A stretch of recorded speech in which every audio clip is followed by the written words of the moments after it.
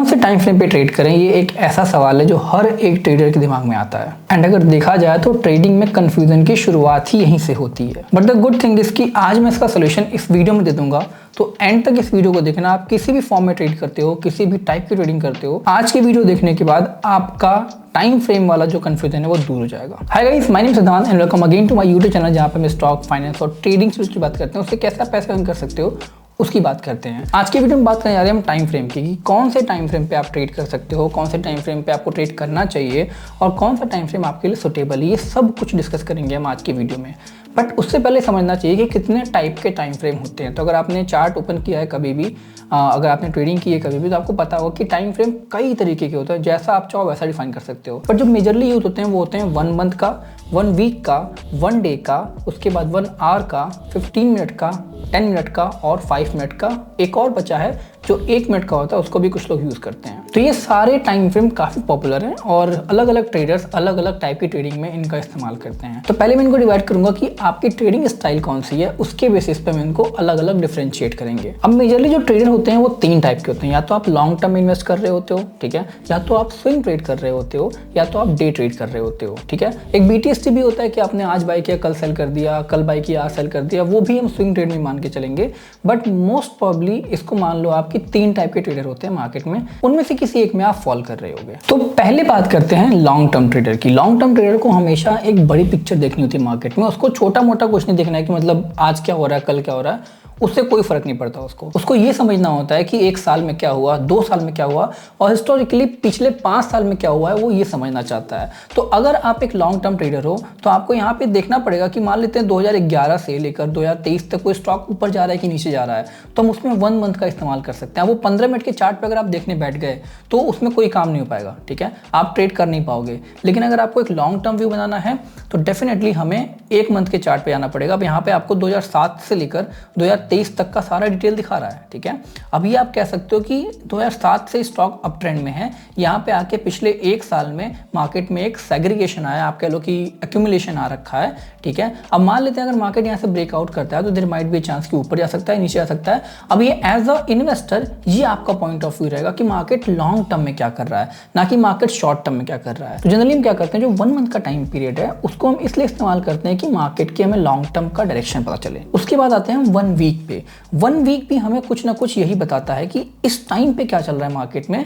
मतलब अगर आप बाई करने जा रहे हो तो एक लॉन्ग टर्म व्यू तो आपने बना लिया, लेकिन आपको ये भी देखना पड़ेगा कि 1 हफ्ते, 2 हफ्ते या फिर 4 हफ्ते के बीच में मार्केट क्या कर रहा था। अगर नीचे आ रहा है, ठीक है, अगर अपने 4 हफ्ते के लो पे है या फिर 5 हफ्ते के लो पे है, तो वहाँ पे एक अपॉर्चुनिटी बन सकती है आपके लिए बाइंग की, बिकॉज वहाँ से एक रिकवरी आ सकती है। तो अभी यहाँ पे देखो आप, अगर मैंने 1 वीक का टाइम फ्रेम देखा तो उसने भी मेरे को 2015 से लेकर अभी तक का डिटेल दिखा रहा है, या फिर आप कह लो कि 1 साल का डिटेल दिखाएगा कि मार्केट 1 साल में क्या कर रहा है। तो 1 वीक के पिक्चर में दिख रही है क्लियर कि मार्केट में 2022 से ही अभी एक साइडवेज में चल रहा है, ठीक है। अगर आप वीकली चार्ट देखो तो ये मार्केट एक साइडवेज में है और अभी इस टाइम पे ये अपने बॉटम पे है जो साइडवेज वाला है।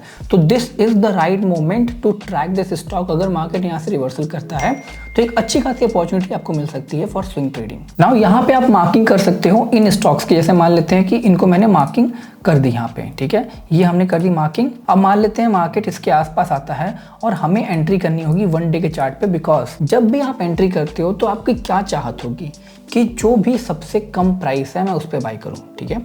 1 डे के चार्ट पे एंट्री हम इसलिए करते हैं बिकॉज 1 डे के चार्ट पे ऐसा मोमेंट आपको मिल जाएगा जहां पे मार्केट रिवर्सल कर रहा होगा या फिर जहां पे आपको उसका लोएस्ट पॉइंट दिख सकता है। इमीडिएटली जो लोएस्ट पॉइंट होगा वो आपको 1 डे के चार्ट पे दिखेगा। तो लेट्स सी 1 डे के चार्ट पे मान लेते हैं यहाँ पे स्टॉक अगर आपको दिखता है, यहाँ कई स्टॉक आपको दिखेगा, यहाँ से रिवर्सल दिखेगा स्टॉक में, तो आप डेफिनेटली जा सकते हो 1 डे के चार्ट पे एक एग्जैक्ट पॉइंट पे या फिर एक एक्यूरेट वैल्यू पे एंट्री ले सकते हो। दैट इज वाई हम इसमें 1 डे का इस्तेमाल करते हैं। तो ये एक तरीके का टॉप टू बॉटम अप्रोच होता है। अगर आप एक लॉन्ग टर्म ट्रेडर हो तो आप पहले 1 मंथ से शुरू करोगे तो आपको समझ में आएगा कि मार्केट की डायरेक्शन क्या है। लॉन्ग टर्म में मार्केट अप ट्रेंड है, लॉन्ग टर्म में मार्केट डाउन ट्रेंड है। उसके बाद आप आओगे 1 वीक पे। 1 वीक पे आपको समझ में आएगा कि मार्केट अभी रिसेंटली क्या कर रहा है, साइडवेज है या फिर वो अप ट्रेंडिंग है या फिर वो डाउन ट्रेंडिंग है। तो हमें एक जो 1 मंथ के चार्ट पे समझ में आया कि market is in up trend, ये इन्फोसिस का chart is in up trend. But जब हम 1 वीक पे आया तो हमें समझ में आया कि पिछले 1-1.5 साल से ये स्टॉक एक रेंज में ट्रेड कर रहा है और अभी उस रेंज के नीचे है, ठीक है, मतलब उस रेंज के आसपास ये जो बॉटम वाला पॉइंट है। तो प्रोबेबिलिटी क्या हुई यहाँ से कि मार्केट यहाँ से एक यू टर्न अगर लेता है और फिर से ऊपर रेंज को कवर करना चाहता है तो यहाँ पे आपको एक स्विंग ट्रेडिंग का एक अच्छा मौका मिल जाएगा।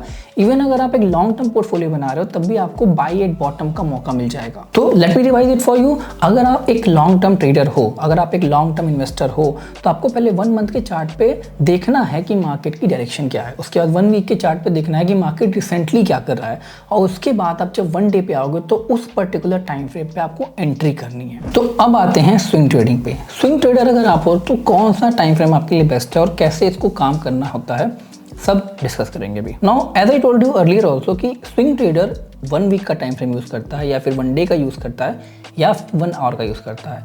हम इन तीनों का इस्तेमाल करेंगे कि कैसे आप इन तीनों को इस्तेमाल करके एक अच्छा डिसीजन बना सकते हो। तो मैं फिर से इसी स्टॉक का एग्जांपल लेता हूँ। मान लेते हम इन्फोसिस की बात करते हैं और 1 वीक के चार्ट पे आते हैं। 1 वीक के चार्ट पे आते ही हमें ये समझ में आ रहा है कि Infosys is in up trend, ठीक है, इन्फोसिस एक लॉन्ग टर्म में अप ट्रेंड पे है।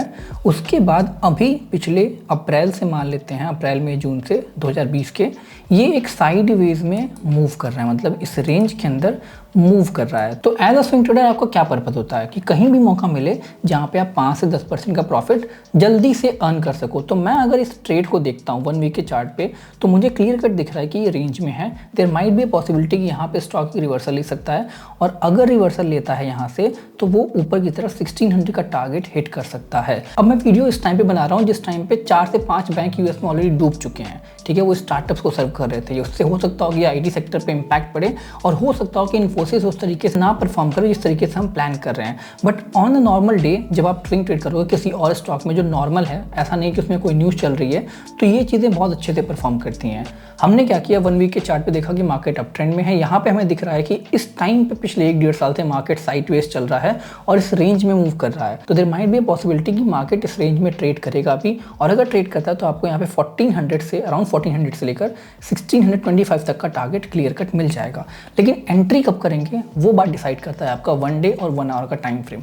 1 डे पे आते ही हमें दिख जाएगा, जैसा कि हमें पिछली बार दिखा था लॉन्ग टर्म वाले में, कि कहाँ पे एग्जैक्टली एंटर करना है, कौन सा लेवल है जहाँ पे आप एंट्री कर सकते हो। तो वो लेवल होगा आपका ये वाला, ठीक है।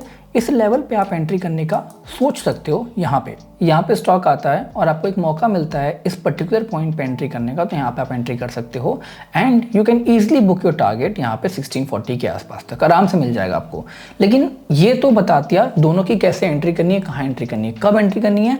उसके लिए हम आ जाते हैं 1 आवर के टाइम फ्रेम पे। तो 1 आवर पे जैसे ही आओगे आपको मान लेते जिस दिन आप एंट्री करने जाओगे उस दिन आपको 1 आवर पे एंट्री करनी है कि 1 आवर पे जहाँ पे आपको रिवर्सल का साइन दिखा, जब भी आपको रिवर्सल का साइन दिखा उस पर्टिकुलर पॉइंट पे आप 1 आवर के आसपास एंट्री कर सकते हो। अब 1 वीक से और 1 डे से ये हमें पता चल गया कि हमें किस पर्टिकुलर पॉइंट पे एंट्री करनी है।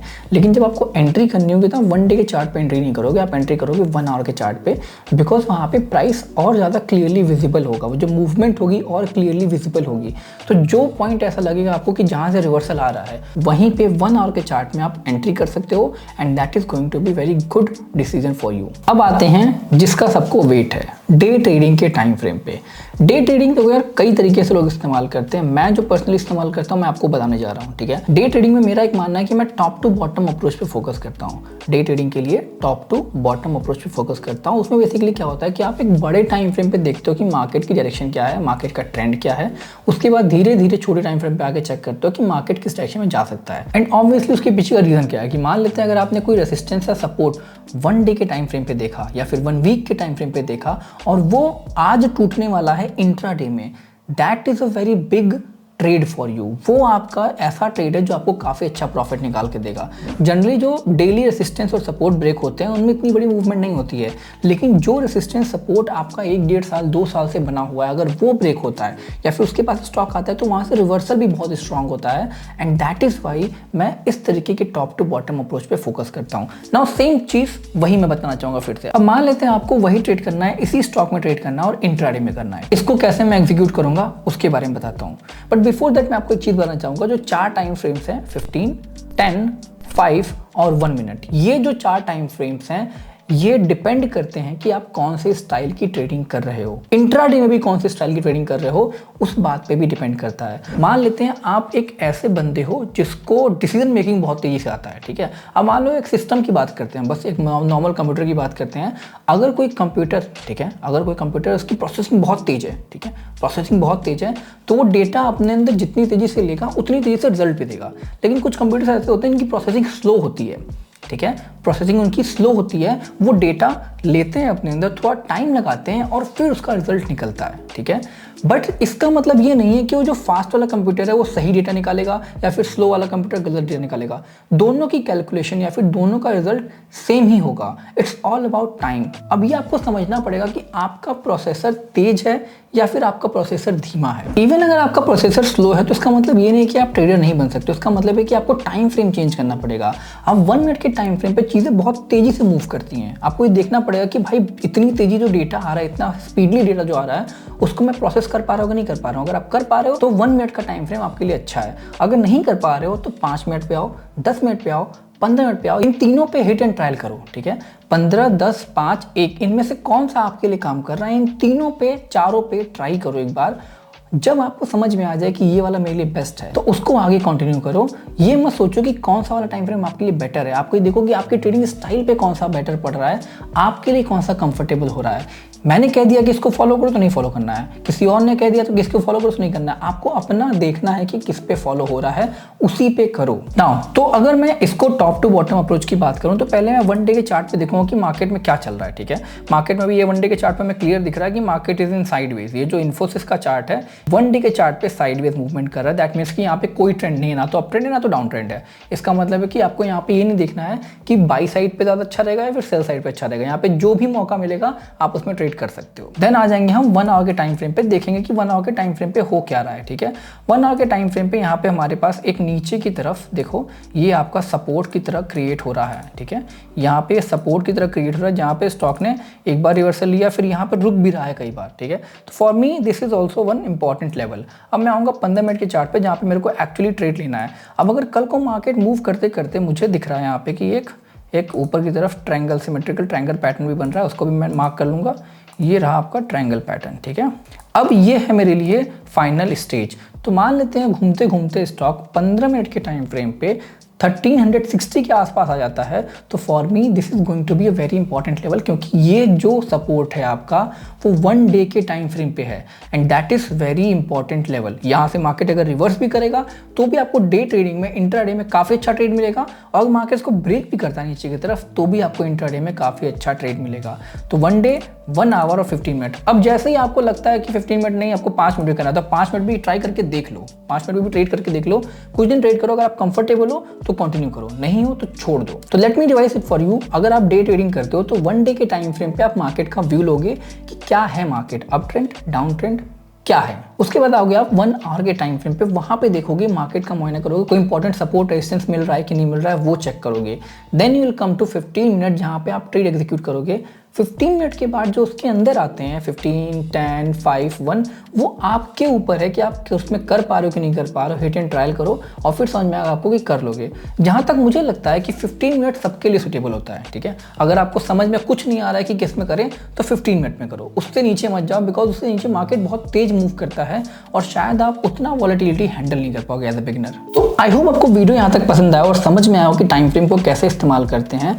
अब मेरे को आप इस सवाल का जवाब दो कमेंट बॉक्स में, तब मेरे को समझ में आया कि आपको टाइम फ्रेम क्लियर हुआ कि नहीं हुआ। अगर मैं डे ट्रेडिंग कर रहा हूँ और उसमें मेरे को स्कैल्पिंग करनी है, इसका मतलब कि मेरे को 1 मिनट के अंदर पोजीशन बनानी है, 2-3 मिनट, 4 मिनट, इतने छोटे छोटे पोजीशन बनानी है, छोटी छोटी पोजीशन एग्जिट करनी है, तो उस केस में मैं कौन से टाइम फ्रेम का इस्तेमाल करूंगा। अगर अभी तक जो हमने पढ़ा है वो आपने समझ लिया है तो इसका जवाब आपको पता होना चाहिए। Let me in the comment box और अगले वीडियो में मैं इसका जवाब दूंगा आपको। Till then bye bye, take care, मिलते हैं अगली वीडियो में।